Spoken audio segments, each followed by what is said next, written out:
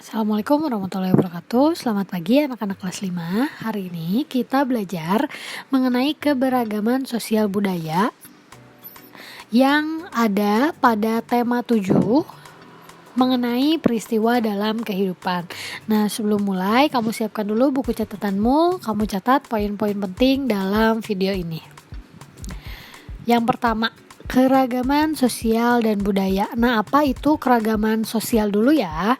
Keragaman sosial adalah keragaman atau keanekaragaman manusia yang hidup dalam satu lingkungan tertentu. Misalnya keragaman ras, suku, ataupun keragaman bangsa. Nah, kita perhatikan contoh gambar ini ya. Di sini ada beragam orang yang menggunakan pakaian adat tradisional yang berbeda-beda. Nah, mereka juga mempunyai warna kulit atau bahkan agama yang berbeda-beda. Nah, gambar ini menunjukkan keragaman yang ada di Indonesia. Nah, sekarang keragaman budaya.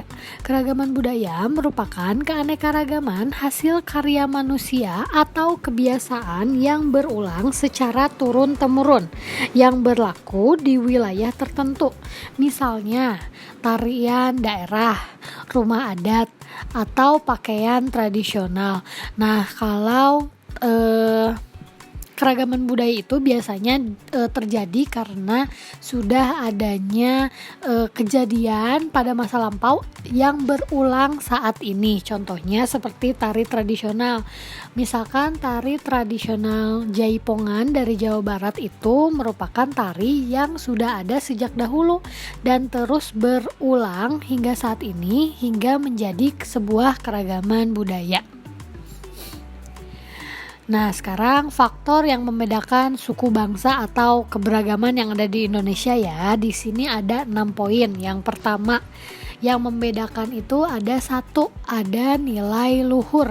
Nah, setiap suku bangsa itu mempunyai nilai luhur yang berbeda. Nah, nilai luhur merupakan nilai yang mencerminkan sikap yang sesuai dengan norma serta menunjukkan sikap atau pribadi yang baik. Jadi setiap suku bangsa pasti mempunyai norma-norma yang baik yang diturunkan untuk setiap generasinya. Yang kedua, suku bangsa juga memiliki keberagaman adat istiadat. Nah, biasanya dalam adat istiadat itu ada upacara yang turun-temurun dilakukan, lalu ada juga pola perilaku atau perilaku seseorang yang diturunkan, juga gaya hidup seseorang yang diturunkan yang terus turun menurun dari setiap generasi.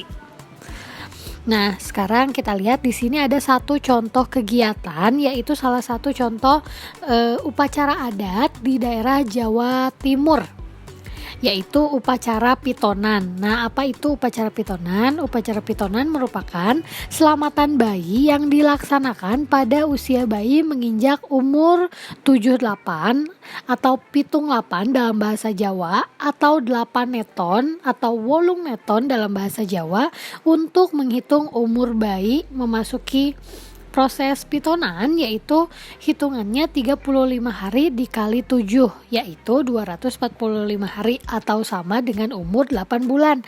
Nah, jadi kegiatan ini dilakukan ketika bayi berumur 8 bulan. Nah, apakah upacara ini dilakukan di tempat lain? Belum tentu, karena ini merupakan salah satu contoh upacara adat yang biasa dilakukan di daerah Jawa Timur. Jadi belum tentu ada di daerah lain ya. Nah, sekarang poin yang ketiga, yaitu ada sistem kekerabatan.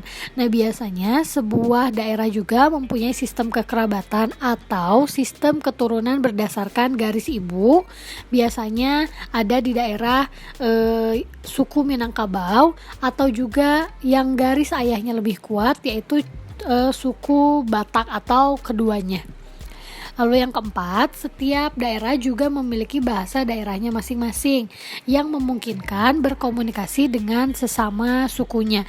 Jadi seperti kita contohnya di daerah Jawa Barat itu mempunyai bahasa daerah yang berbeda-beda. Misalkan di daerah Bandung itu biasa menggunakan bahasa daerah Sunda yang biasa kita gunakan dengan masyarakat lainnya yang satu daerah. Begitupun juga dengan di daerah Jawa Tengah, mereka akan menggunakan bahasa Jawa Tengah untuk berbicara ketika ada di daerahnya. Sedangkan kalau misalkan kita bertemu orang lain secara global atau secara luas, ada satu bahasa yang kita gunakan, yaitu bahasa umum, yaitu bahasa Indonesia. Nah, perhatikan contoh berikut ya. Di sini ada gambar seseorang yang berbicara dengan bahasa yang berbeda. Anak yang pertama berkata, "Kados pundi kabaripun?"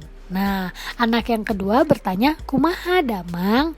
Nah, itu merupakan salah satu contoh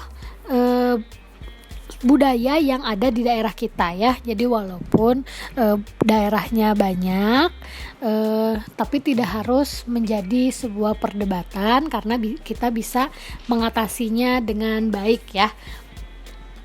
Nah, sekarang poin yang kelima, di sini ada ciri fisik. Indonesia juga memiliki ciri fisik yang berbeda-beda. Nah, di sini ciri fisik itu menunjukkan ras nenek moyangnya. Contohnya, ras itu ada 4. Ada ras Kaukasoid yang ada 4 ini yang berada di sekitar kita ya.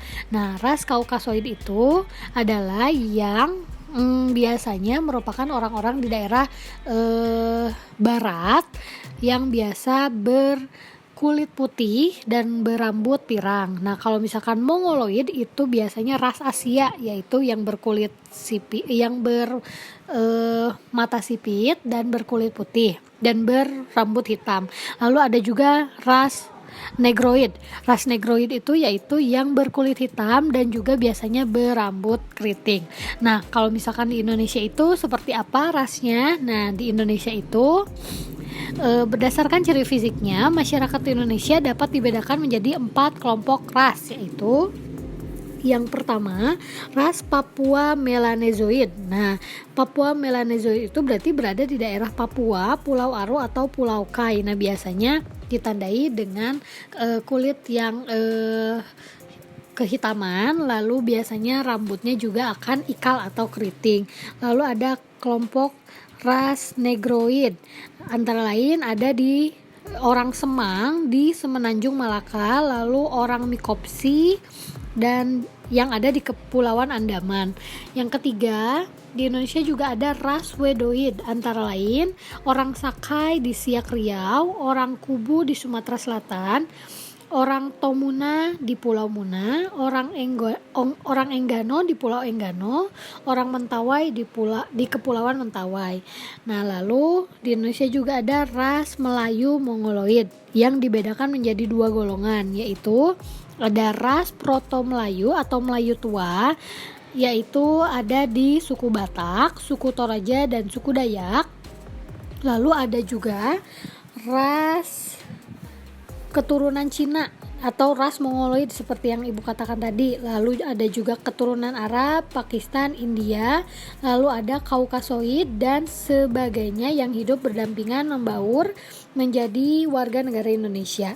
Nah, masyarakat Indonesia tidak mengenal superioritas suatu ras dan tidak menganut paham rasisialisme. Jadi tidak boleh membedakan antara satu ras dengan ras yang lain karena kita sama satu negara. Jadi tidak boleh membedakan ras yang lain ya.